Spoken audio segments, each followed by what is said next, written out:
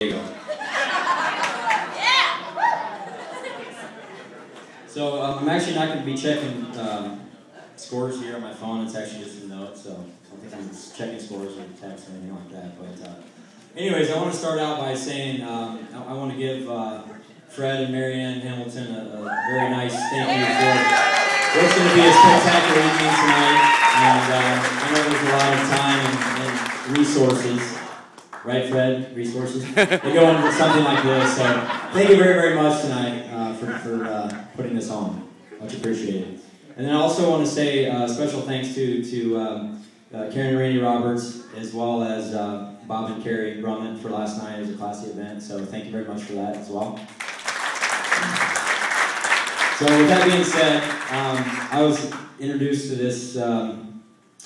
this family in 2004, and it was after I met Jeff's cousin Christy, and my first encounter with the Roberts family was, and the Kissick family for that matter, was a Christmas day going over and hanging out with the family, and all I kept hearing about all Christmas Day was Jeff this, Jeff that, my cousin this, my cousin that, my nephew this, my nephew that, and I was like, wow, if I'm really going to make it in this family, I've got a lot to live up to.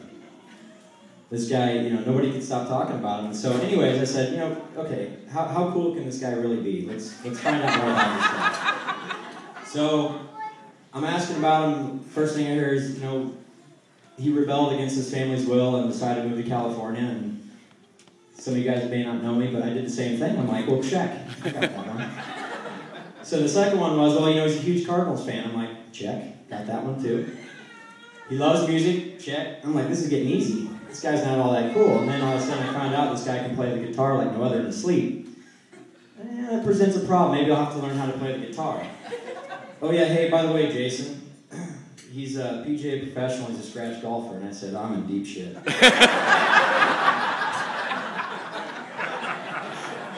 So after learning that, I was like, well, you know what? I know when I meet this guy, I'm genuinely going to enjoy my time with him. He's going to be a good friend of mine, and I can't wait to meet him. Which one day in, I think it was 2005, no other special occasion other than the fact that Jeff was coming in town, and his Uncle Bobby and Aunt Judy were having a gathering, a celebration of sorts. And if you know their side of the family, the Roberts and Kissicks don't need too much of an excuse to have a celebration. But the fact that Jeff was in town was no exception to that rule. So Jeff showed up, we had a few Manhattans, and our friendship began to take flight. And that brings an exciting year, which was the following year in 2006. And Jeff, do you remember what happened in 2006? Yes. What happened in 2006? The Cardinals won the World Series. The Cardinals won the World Series, exactly right. My wife will tell me that's the year I got married.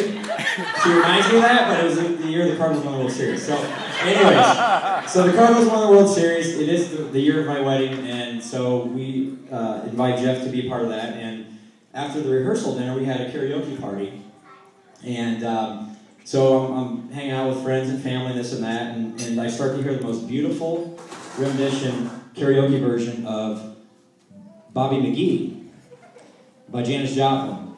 And so I'm like, man, this chick is hitting all the screeching high notes. Who the heck is this girl? So I'm making my way through the crowd to the front of the stage, and all of a sudden, lo and behold, it's Jeff Brummett. And I said, it was love at first sight. Me and this guy, Jeff, are getting along just fine. So, and if you guys don't believe me, I actually have a video recording from 2 nights ago when we try to relive those memories. But anyways, so moving along, you know, Jeff and I, most of our memories and our good times are from spending time with family. I'm a family guy, so is Jeff. If you guys, obviously, that know him, you'll know that. And a lot of our memories come from family trips, and a lot of those are on wine trips. And you know, there's the wine trips that Uncle Randy Roberts puts together, and it's a detailed itinerary that starts when you wake up, when you eat, when you sleep, when you go to the bathroom, when you go to bed. And there could be nothing better than cruising around in wine country in a 12-passenger church van on country roads, drinking wine with, you know, my new best friend. So Jeff and I playfully, Randy, sorry if you haven't heard this before, but we playfully call these the Griswold family vacations. Because they truly are. And one in particular, I'll tell you one story, I won't bore you with the rest of the stories, but we were staying at the loft above Uncle Bobby and Aunt Judy, which is Uncle Bobby and Judy, that's my in-laws.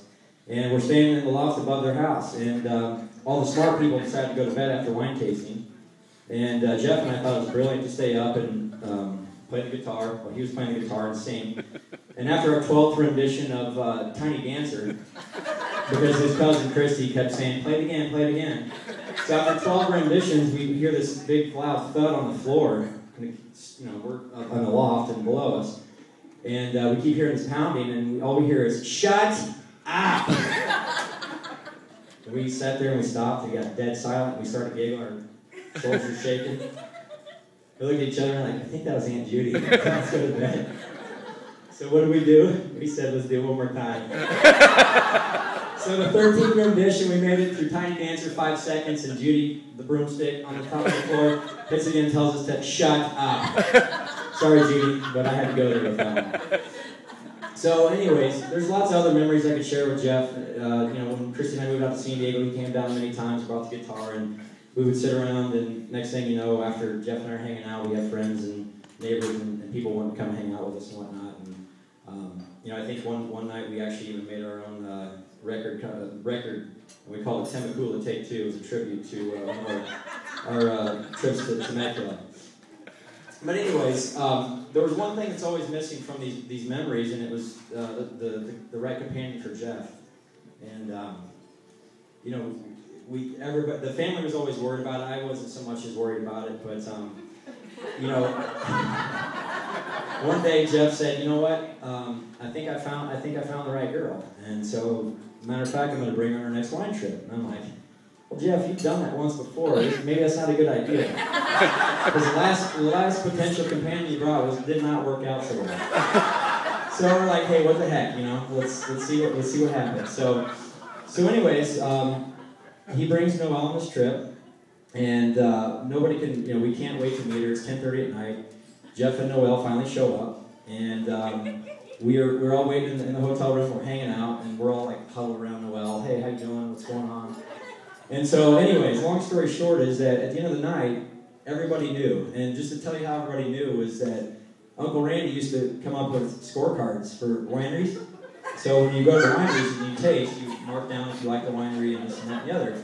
Well, if we judge any of Jeff's past girls, we would turn in our scorecards and it would either say 0 or no on it.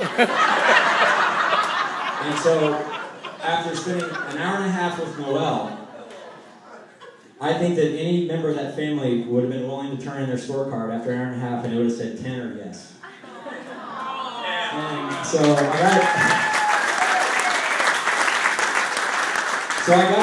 gotta give it to Noelle, because after that initial, you know, barrage that night, she spent 3 or 4 days in wine country dealing with the Griswolds. And she's still here, and here we are today. So, with that being said, Jeff and Noelle, you guys are the perfect match for one another. And I've never seen another couple blindly in love like the way you guys are with each other. And I've been talking with people since we've been here, and everybody says the same thing when they describe you guys. And you know, a lot of people say that opposites attract, and with you guys, I think you guys are 2 peas in a pod. So all I can say is that when you look around here right now, you see all your closest friends and family. This is your guys' world today and tonight, and we're just living in it. So soak it up and enjoy it. You guys are much deserving of each other. Congratulations. Yay.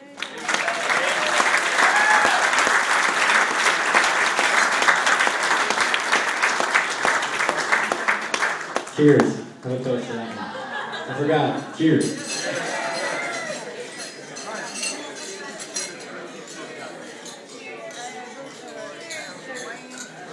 All right, thank you. Beautiful toast. Fred Hamilton, father of the bride.